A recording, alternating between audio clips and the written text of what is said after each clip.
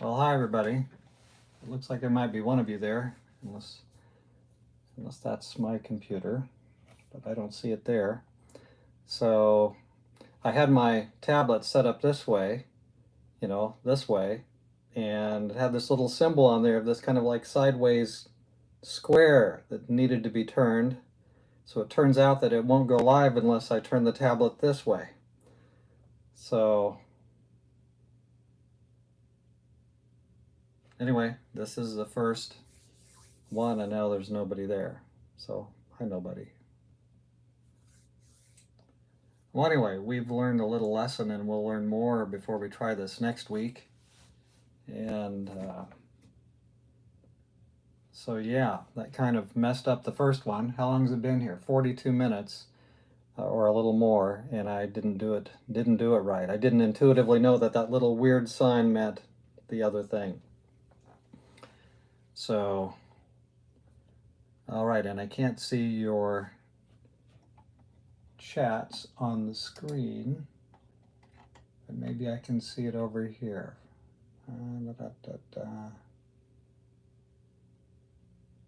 Is this it? Is this the live one?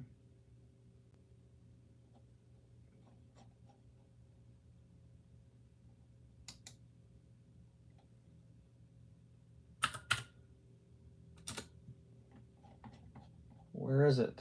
Where is it? This says it's live. This is it. Okay.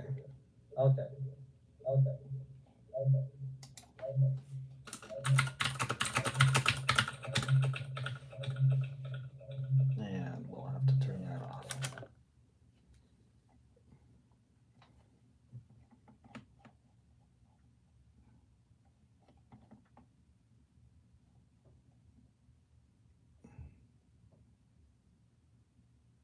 Hi, Houseway. I certainly remember you. How are you? Sorry for all the confusion today. I just was figuring out that you have to have your screen, it can't be lengthwise. It had a little symbol on there with no explanation that was kind of like sideways. That meant I had to turn the tablet this way, and when I turned it this way, it came on. So it would have been helpful if a little YouTube gnome had told me, hey, turn your thing sideways, but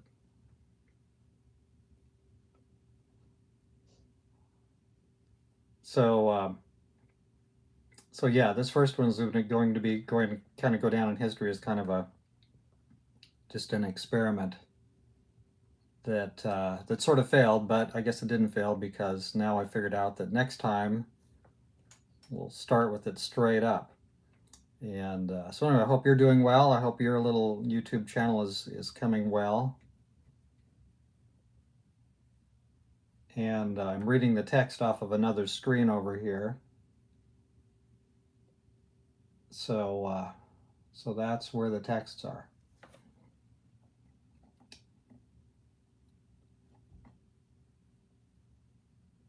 So this is the first time on the YouTube Live. I did do it before and filmed some stuff, but obviously I forgot, or I did it that way right, and this time I did it wrong. So I think this one's probably not going to, I'm probably delete this unless we get everything rolling greatly here.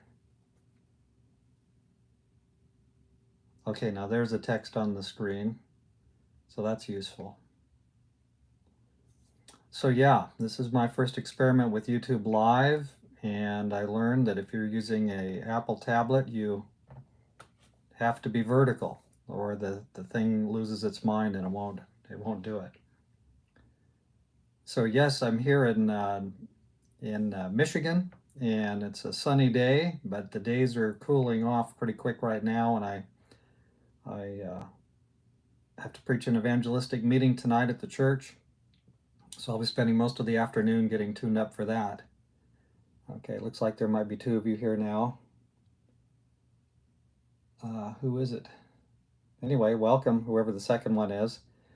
You have been, if you've poked around to find this, you've been diligent. I'm not quite sure how I messed it up, but there's 3 or 4 of them up there now that I need to go through and delete all messed up ones. So I hope you're enjoying the Exodus series. We are going to go further and further. So a lot of this first stuff is in narrative format. That's what where the person is telling the story. Here's a third one, so people are finding it. That's good. So I said in I think in the first video in the Exodus series, I talked about that there's different genres, there's different kinds of inspired writing, and I thought I would just talk for a few minutes here today about narrative, and then answer any of your texts that you type in there for me. I'll be glad to look at those. But I've got a book here which is really good. I've actually been thinking I should do a book review one of these days on this book, How to Read the Bible. Boy, that looks backwards to me. I guess it looks forwards to you. How to Read the Bible for All It's Worth by Gordon Fee and Douglas Stewart. And there's several chapters in here. There's a chapter on the Old Testament narratives, their proper use.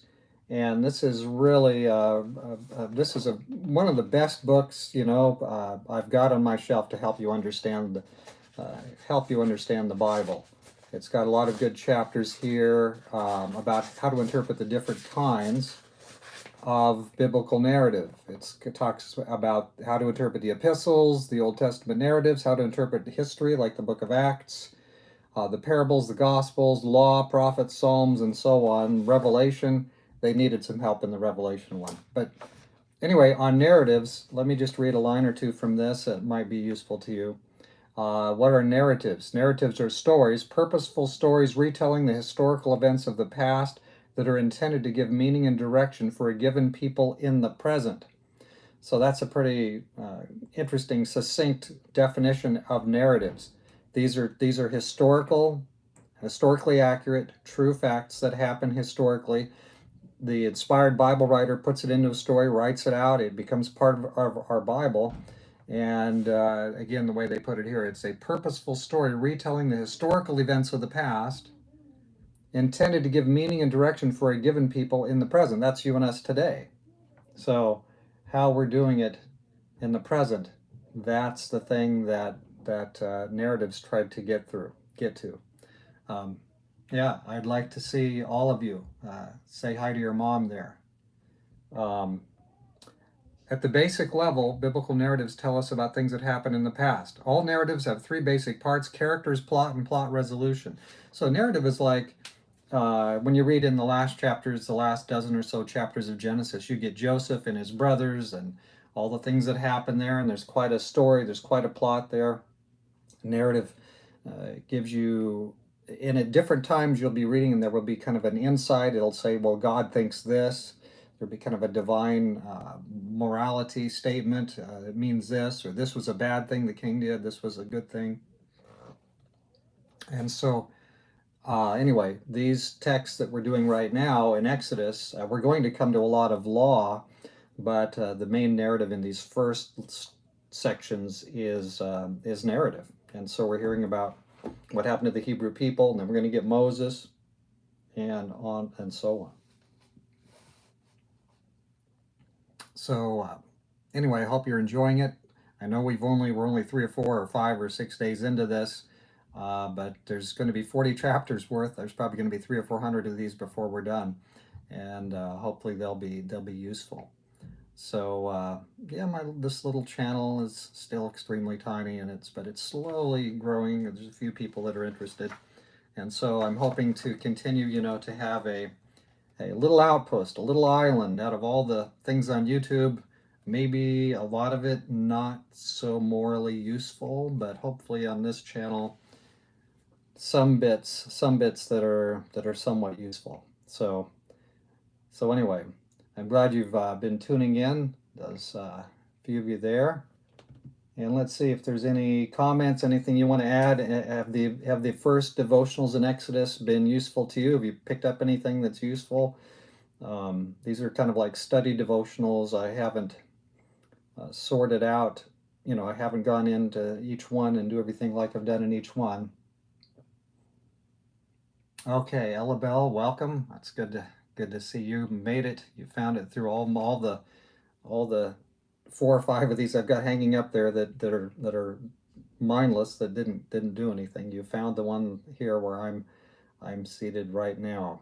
So yeah, we figured it out, and next Monday at 11, we'll plan to start off and nail it down. So yeah, I wish I wish I'd got it right the first time, but we're learning. We're learning. That's kind of the key piece. Next time you see a weird symbol, you guys at YouTube, you know, you got that little sideways box. A little tag in English or something could be useful, or even Spanish. I mean, like get it like, you know, straighten up your device. Does it mean turn your device this way, or does it mean, what does it mean? So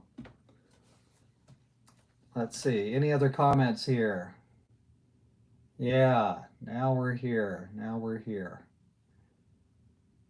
Okay, well, we'll carry on, and we'll probably plan for some more of this next week. I think I've spent all the time I can spend on it today, but we finally turned the crank and got it to go. So so yeah, there we go. All right, next week we'll see if I can almost get it right from the get-go. I'll try to start a couple minutes before 11, and unless I forget how I did all this, hopefully we'll be good to go.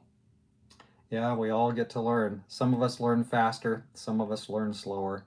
I'm not sure I'm in the faster group, but I'm slowly learning here. So I hope you enjoy the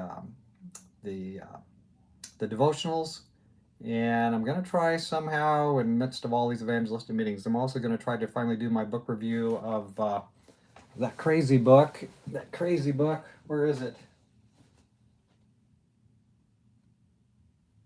This one. I've got the script written for this, or at least almost all of it, and I was going to do something kind of deluxe. Try to do something deluxe outside with the camera and a little more, but I won't have time to do that. So I'm gonna just film it like I've been doing these devotionals on a green screen, and we'll give you the commentary on this guy. This guy, Yuval Harari. He's wow. He's not on the same page as we are, but he's sure getting a lot of airplay out there. So he kind of believes crazy stuff. So we're gonna look at what he says, and I'm sure comment on it. So all right, I'm gonna leave it there, and we will try again next Monday, and we'll be getting it right. Yeah, I got this far. So so yeah, that's something. That's something. Yeah, the screen was, when it was sideways, I would go live, click it, and then it would all go dark and have this little crooked thing. So anyway, the Lord bless you all, and we will, I don't know, we'll cut through this and see if there's anything that we want to actually hang there, and we'll look forward to getting it right next week. This was the first one, and we'll just keep on learning. Where can I get a copy of the book? This book. You don't want a copy of this book, I'm pretty sure. At least wait till after I review it. But you might want a copy of this book. How to Read the Bible for All It's Worth, Gordon Fee, Douglas Stewart. I got mine off of Amazon years ago, if I recall correctly. But I actually should do a video about this book, or maybe a series. I don't know if you can see that or not. The chapters, very helpful for interpreting the Bible in a correct way. It doesn't have everything. I don't agree with everything here. When are you going to find a book that you agree with everything in, except the Bible? But this is really really good. Actually, at the end of the chapter here, on the Old Testament narrative, it's got a checklist. It's got a list of 8 or 9 things. Yeah, here, principles for interpreting narratives. Just 9 or 10 of those, and it's all pretty good stuff, right? An Old Testament narrative usually does not directly teach a doctrine, but a lot of times people will try to use the Bible. They'll take a story and then they'll draw a doctrine out of it, and that's kind of edgy stuff. I mean, again, it's one thing to have the story, and you draw lessons from it, and you kind of say, I'm going to try to apply this. This happened, 2,000, 3,000 years ago. I'm going to apply it to my life. I think this is a way I can apply it. But to have it directly teach a doctrine, that would be perhaps mostly a problematical operation here. An Old Testament, number two, an Old Testament narrative usually illustrates a doctrine or doctrines taught propositionally elsewhere. So, like if you want to learn about the Sabbath, what do? You go through the whole Bible and look at everything about the Sabbath. If you want to learn about the second coming of Jesus, you just go through the whole Bible and look up all the main texts on that, and you'll find a lot of long stretches in the New Testament that will tell you a lot more about the second coming of Jesus. So we look for those propositional statements, those definitive statements. We look for those. We look for those especially to help us with solid doctrine. But these Old Testament stories are remarkably useful in kind of setting the pace. So anyway, there's more here. Maybe next week we'll talk. Next week I'll bring up this book again, and we'll go through. We'll add a couple more of these that might be useful, and we can talk about them. So yeah. All right. Well, thank you. Thank you for thanking me, and we'll keep on working on it. So we have devotionals. I think I've got the next 8 of them already filmed, edited, and they're marked in there. So for the next 8 days, at least it won't run out. And I'm hoping on Wednesday I can film some more. Wednesday is my one day off. I'm preaching Monday, Tuesday, Thursday, Friday, these evangelistic meetings. So I will be working probably today and tomorrow on scripts, and then on Wednesday I will try to film the next series of that carry on the series. So by the time you get there, it won't run out. So anyway, things are happening in spite of my slow mind and not understanding YouTube Live. Glad you all came, and next week we'll carry on some more. Write down your questions during the week and get ready to type them in, and we'll look forward to hearing your questions or things you've learned. Anyway, by next week we'll have a whole week and a half worth of devotionals in there, so we'll try to talk mostly about those. All right, I think we'll leave it there, and I'm glad those have been helpful. We'll keep on plugging away. Okay, so the Lord bless you, and thank you for being patient with myself. A little bit slow to get the YouTube Live figured out, but I think it's working. So see ya. Now I'm gonna have to figure out how to turn it